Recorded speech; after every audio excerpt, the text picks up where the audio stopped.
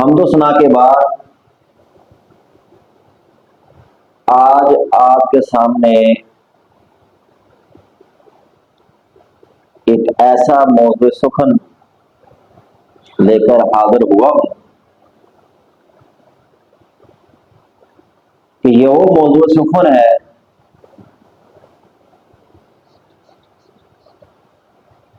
کہ جس کی وجہ سے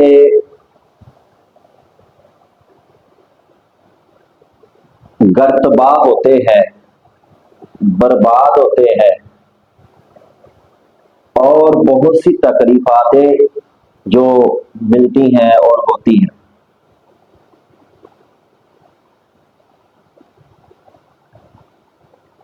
موضوع سخن کا متن حسن اخلاق۔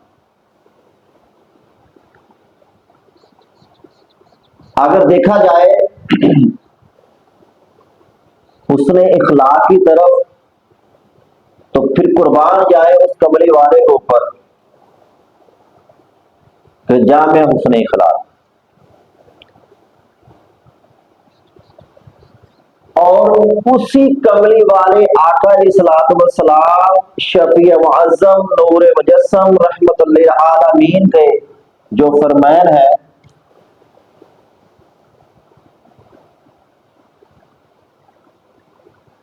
کہ عورت کو اپنے شوہر کے ساتھ کیسے رہنا چاہیے۔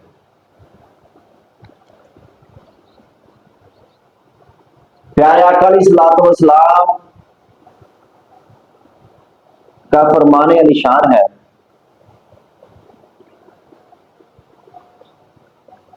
کہ اگر شوہر اپنی بیوی کو مدعو کرے تو وہ مدعو ہونے پر لبیک نہ کہے تو اللہ رب العزت 70,000 فرشتے مقرر کر دیتا ہے اور ان 70,000 فرشتوں کو پھر حکم دیتا ہے کہ اس عورت پر لعنت ڈالو اور لعنت برساؤ۔ اب نقطہ نظر یہ ہے کہ اگر کوئی نماز نہ پڑھے تو یہ مقام میرے اللہ نے نہیں کیا، اگر کوئی ادائیگی رہ جائے تو پھر بھی خالق نے فرشتے اس بات پر مقرر نہیں کیے کہ اس شخص پر لعنت ڈالو، مگر وجہ کیا ہے کہ جب آئے شوہر کی بات تو پیارے آقا علیہ الصلوۃ والسلام کا فرمان علی شان ہے کہ اللہ رب العزت 70,000 فرشتوں کو مقرر کر دیتا ہے اور فرماتا ہے کہ اس عورت پر لعنت ڈالو۔ اب دیکھنا یہ چاہیے کہ جو میری اسلامی بہنیں اپنے شوہر کی نافرمانی کرتی، کیا یہ ٹھیک ہے؟ اس روایت سے معلوم ہوا کہ اگر شوہر آواز دے تو ہم ان کا حکم نہ مانے تو اس میں خالق کائنات بھی ناراض اور رسول اللہ صلی اللہ علیہ وآلہ وسلم کی ذات بھی ناراض۔ اب عام شخص لعنت ڈالے تو اس کی ذلت کیا ہوتی ہے؟ تو پھر وہی خالق جس کی قدرت میں زندگی ہے، جس کی قدرت میں عزت ہے، جس کی قدرت میں ہر چیز ہے، دن ہے، رات ہے، سورج ہے، چاند ہے، ہر چیز اس کے اختیار میں ہے، تب پھر وہی خالق جو ہے 70,000 فرشتوں کو مقرر کر دیتا ہے۔ صدہا افسوس کہ جو میری بہنیں اپنے شوہر کی عدم موجودگی میں ایسا کام کر جاتی ہیں کہ جو اس کے شوہر کو پسند نہیں ہے، تو وہ مگر بہنیں بھول جاتی ہیں کہ بھی شوہر نہیں دیکھ رہا مگر خالق کائنات کو دیکھ رہا ہے، اور رسول کریم صلی اللہ علیہ وآلہ وسلم کی ذات کو دیکھ رہی ہے۔ کیا قیامت والے دن، معاشر والے دن آپ اس کا جواب دے سکیں گی؟ نہیں۔ بلکہ کوئی بھی کام ہم کریں تو پہلے مناسبہ اتحاد ہونا چاہیے کہ اگر کوئی نہیں دیکھ رہا مگر خالق کائنات کی ذات دیکھ رہی ہے۔ ہوتا کیا ہے آج کل جو منشور چل رہا ہے ہماری بات میں، شادی ہوئی پہلے جو ہم سفر کو ان کو بہت عزت دیتے ہیں، یہ ہمارا بیٹا ہے، یہ ہمارا یہ ہے، ہمارا وہ ہے۔ تو جب شریعت محمدی کے مطابق نکاح رجوع میں چلے جائے کسی کی بیٹی، تو پھر ہوتا کیا ہے کہ اگر شوہر نے اپنی اہلیہ کو اقسام دے رہا ہو، کہہ دیا کہ بھئی تم نے پردہ کرنا ہے شریعت محمدی کے مطابق، تو پھر ہم رسول اللہ صلی اللہ علیہ وآلہ وسلم کے فرمان کو بھی بھول جاتے ہیں۔ اگر یاد بھی رہے تو پھر ہم معاشرے کی بات بنا لیتے ہیں کہ بھائی معاشرے میں تو ایسا ہوتا ہے، تم کون ہوتے ہو پردہ کروانے والے؟ مگر میرا اس اسلامی بہنوں کو یہ پیغام ہے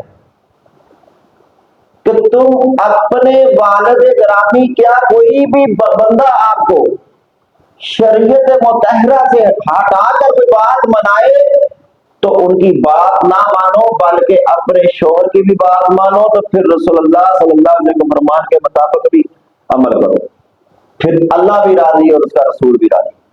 پھر نقطہ نمبر 2، پھر ہوتا کیا ہے جی،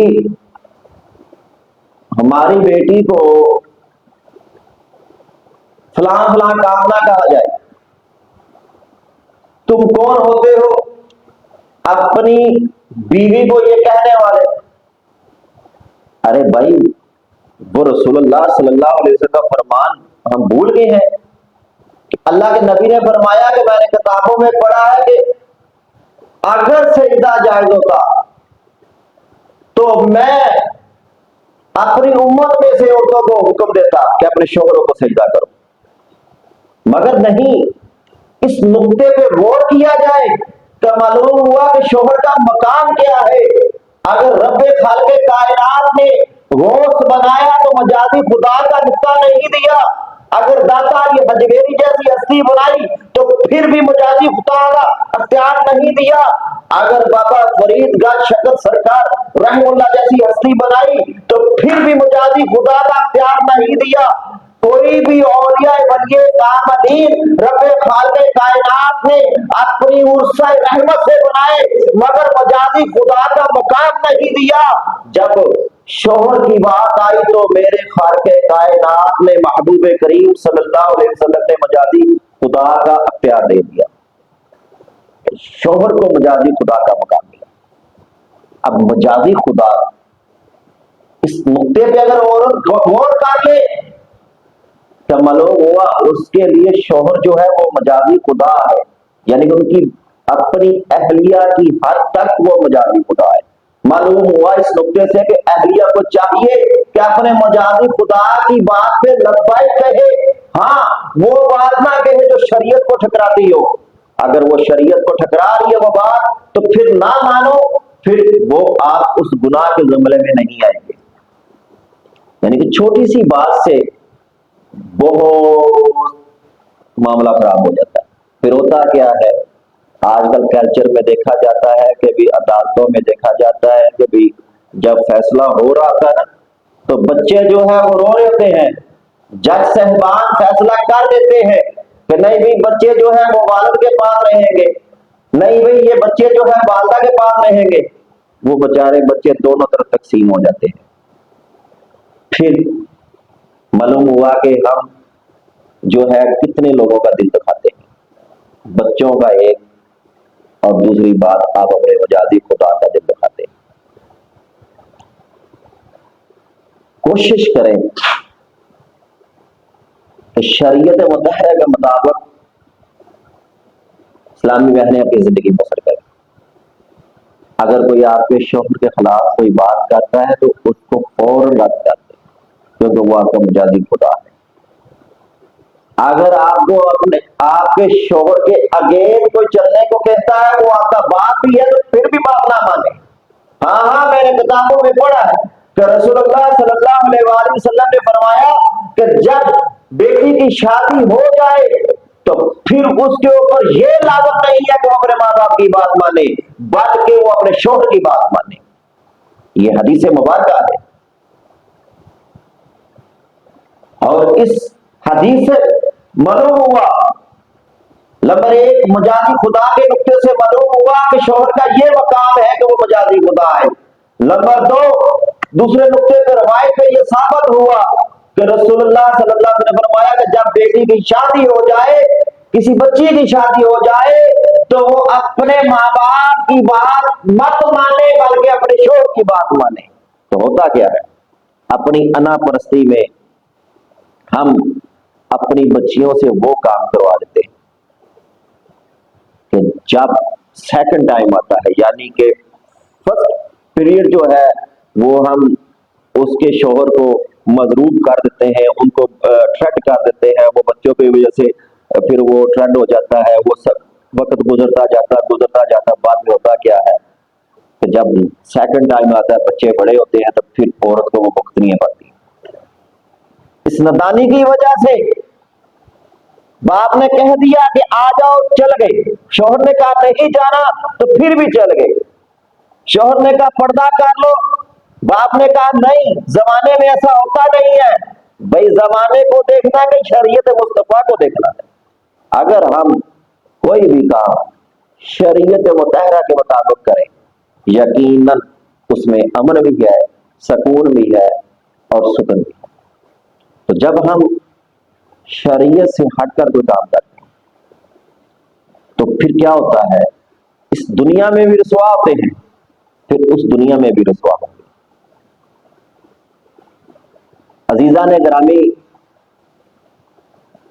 मेरा बच्चियों की वालदा और वालिद के आगे ये पैगाम है कि अगर आप अपनी बच्चियों की शादी करते हैं तो उनको ये तरबियत है कि बेटा, हमने यहां तक आपका साथ दिया, अब आप आगे जा रही हो, जो आपका शौहर कहे वो मानो।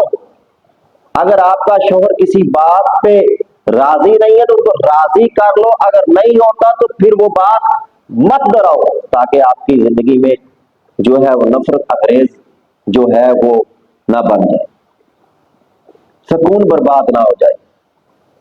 मैं उन वालिदैन के आगे भी इल्तिजा करना चाहता हूं कि अपनी अना परस्ती में अपनी बच्चियों के घरों को तबाह ना किया करो। हाँ, मैं खानदान में बड़ा हूं, उसने ये कह दिया, पर्दा कह दिया, भाई उसको शर्म नहीं आती, उसने पर्दा कह दिया। यार ये देखो कि भी तुम ये देखो कि रसूलुल्लाह सल्लल्लाहु अलैहि वसल्लम का फरमान क्या है। आए मैं आपको एक और बात सुनाता हूं कि मेरे आका अलैहिस्सलातु वस्सलाम घर में तशरीफ फरमा नहीं थे, तो एक नबीना आदमी आया, दरवाजे की दस्तखत दी, आपकी लगते जिगर फातिमा ज़हरा घर में तशरीफ फरमा थी। पूछा कौन, उस शख्स ने जवाबन अपना नाम लिया और कहा क्या काम है। कहा कि महबूब करीम सल्लल्लाहु अलैहि वसल्लम को मिलना है। तो फातिमा ज़हरा ने कहा नहीं, घर में नहीं है। तो फिर मेरे आका अलैहिस्सलातु वस्सलाम घर में तशरीफ लाए। जब घर आए तो अपनी बेटी से पूछा कि बेटा कोई आया तो नहीं था। عرض کی کہ ابو جان، ہاں ایک آدمی آیا تھا، دروازے کی دستخط دی، میں نے دروازہ کھولا تو میں نے ان کو جواب دیا کہ وہ گھر میں نہیں ہے میرے والا۔ اللہ اکبر، قربان جاؤ، اب میں وہ بات کرنے لگا ہوں جو بہت آپ کے دلوں کے اندر اتارنے والی ہوگی، ہمارے اندر اتارنے والی ہوگی، کہ میرے آقا علیہ الصلوۃ والسلام نے فرمایا کہ فاطمہ وہ نبینا تھا مگر تم تو آنکھوں والی تھی، تم نے تو اس کو شخص کو دیکھ لیا۔ شریعت یہ ہمیں بتاتی ہے غیر محرم کو بھی دیکھنا۔ ہاں ہاں، یہ میرے پاس حوالہ موجود ہے، یہ کتابوں میں نے پڑھا ہے کہ بی فاطمہ تو زہرا کو فرمایا کہ بیٹا وہ نبینا تھا نا، تم تو نبینی نہیں تھی۔ لہذا اس روایت سے بھی یہ معلوم ہوا کہ یہ پردہ بہت ضروری ہے۔ پھر ان روایاتوں سے یہ بھی ثابت ہوا کہ اپنے شوہر کی بات کو لبیک کہنا، اس میں اللہ کی رضا ہے اور رسول اللہ صلی اللہ علیہ وسلم کی رضا ہے۔ اب آ جاتی تیسرے شخص کی بات۔ میں نے کتابوں میں پڑھا کہ رسول اللہ صلی اللہ علیہ وسلم نے فرمایا کہ جو دو میاں بیوی کے درمیان تیسرا شخص حائل آ جائے وہ شیطان کی ممت ہے۔ اب اس روایت کو سن کر نقطہ نظریہ کو غلط نہ رہ جائے، بلکہ نقطہ نظریہ یہ سوچے کہ تیسرا شخص ہوگا تو کلمہ پڑھنے والا۔ اشارہ اس بات کا ہوا کہ جو میاں بیوی کی بات میں مداخلت کرے وہ بھی رب خالق کائنات کو نہیں پسند، اس لیے شیطان کی مومن گنا گیا۔ ہوتا کیا ہے، دو میاں بیوی کی بات ہو رہی، تیسرا شخص آ کر اس کو حجت دے دیتا ہے، بات بگڑ جاتی ہے۔ تو اگر دونوں میاں بیوی کے درمیان میں کوئی آدمی نہ آئے تو یقیناً عورت بھی سمجھ جاتی ہے، تو پھر شوہر بھی سمجھ جاتا ہے۔ ہاں، ایک اور بات عرض کروں گا کہ صرف یہ عورتوں کے لیے حکم نہیں ہے، مردوں کے لیے بھی حکم یہی ہے، اپنی بیویوں کے ساتھ حسن اخلاق کر، محبت کے ساتھ رہیں، پیار کے ساتھ رہیں، مگر شرط یہ ہے کہ اگر عورت نے اپنے فرسٹ ٹائم زندگی میں اپنے شوہر کی بات پہ لبیک کہا ہو، پھر شوہر کے اوپر بھی لازم ہے کہ اپنی بیوی کو وہ عزت دے۔ اللہ رب العزت کی بارگاہ میں دعا ہے کہ میری بہنوں کو، ماؤں کو، بیٹیوں کو شریعت محمدی کے مطابق زندگی بسر کرنے کی توفیق عطا فرمائے اور اس نے اخلاق کے ساتھ زندگی بسر کرنے کی توفیق عطا فرمائے، با پردہ زندگی گزارنے کی توفیق اور طاقت عطا فرمائے، اور بیویوں کو، عورتوں کو اپنے شوہر کی بات پہ لبیک کہنے کی توفیق اور طاقت عطا فرمائے۔ اللہ رب العزت ہمیں سب کو باعمل بنائے، تمام امت مسلمہ کو شریعت محمدی کے مطابق زندگی بسر کرنے کی توفیق اور طاقت عطا فرمائے۔ اسی سلسلہ میں ہمارے منڈی باربرٹن کے اندر دعوت اسلامی کا سنت و برا اجتماع ہوتا ہے جمعرات والے دن بعد نماز مغرب تا عشاء تک۔ میں آپ کی بارگاہ میں التجا کرتا ہوں کہ آپ اپنے بچوں کو اجتماع مل جائے، خود جائیں، انشاءاللہ وہاں آپ کو بہت اہم مسائل جو ہے وہ اس سے آپ آگیزہ ہوں گے، آپ مستفید ہوں گے اور آپ بہت لطف اندوز ہوں گے۔ تو شرکت بھی کیا کریں اجتماع میں جا کر، انشاءاللہ اللہ پاک ضرور ضرور ضرور ساکن و سکون عطا فرمائے گا۔ لبیک لبیک لبیک یا رسول اللہ، لبیک لبیک یا رسول اللہ، لبیک لبیک یا رسول اللہ۔